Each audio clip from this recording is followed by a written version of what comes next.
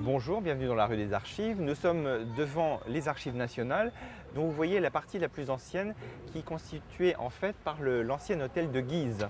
Le duc de Guise, comme chacun le sait, a été assassiné et dans cette rue il y a beaucoup d'assassinats puisque nous le verrons plus tard, on assassine même les parfums. Le parfum est mort, vive le parfum.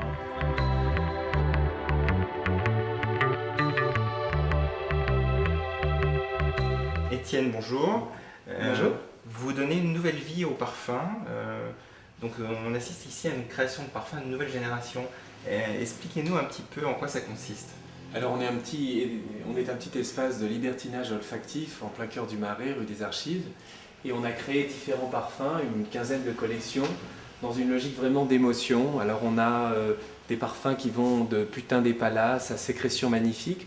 Alors moi qui suis un amateur de parfums, je suis absolument stupéfait et bouleversé des appellations, des packagings, des logos et surtout du bouleversement des codes des parfums, puisque ce sont des parfums à thème et non plus des parfums pour hommes ou pour femmes.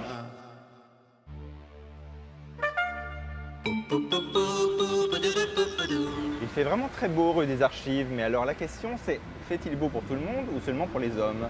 On va trouver les explications à l'intérieur de cet institut de beauté vraiment différent.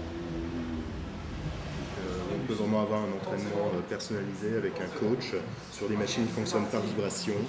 Les vibrations en fait ont pour propriété d'amplifier les mouvements musculaires et donc ça permet d'avoir vraiment un entraînement intensif avec des résultats rapides.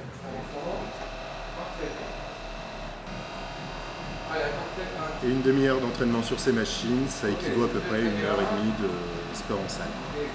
Merci Emmanuel, donc plus jeune, plus sportif et plus en forme, je vais continuer ma promenade dans la rue des Archives.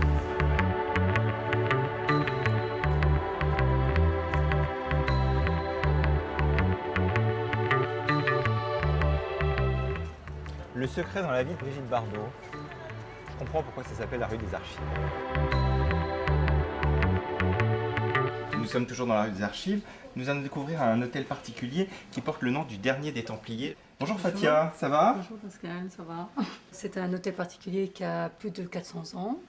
Donc on a pu rénover tout cet hôtel en gardant toutes ces vieilles pierres et ces vieilles poutres. On a un petit bout de l'ancienne chapelle des Enfants Rouges. Cette chapelle date du XIIe au XIIIe siècle. Donc il en reste uniquement les arches.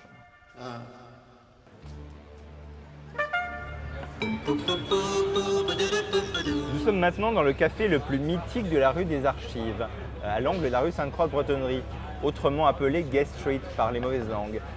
Pourquoi avoir choisi un tel nom pour ce café? Et les bars gays étaient des bars fermés, avec des devantures qui étaient opaques.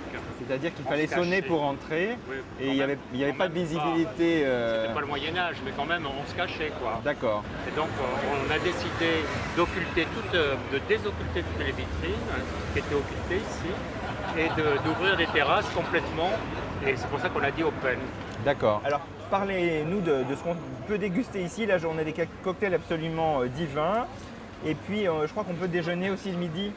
Ce qui est quand même très bien. Je me rappelle, il y a quelques temps, avoir dégusté une salade avec des tranches de foie gras pour la modique somme de 8 € et c'était absolument imbattable. On essaie d'avoir des prix abordables. Et là, par exemple, étant donné que la mode n'est plus forcément à l'alcool, ça s'appelle Vitamix. C'est un cocktail de fruits frais, sans alcool. Formidable. Quand même, il y a une clientèle qui est jeune maintenant et qui n'aime pas forcément l'alcool. Et le prochain cocktail, ça sera au gingembre. Voilà. On va commander ça tout de suite. Avant de sortir.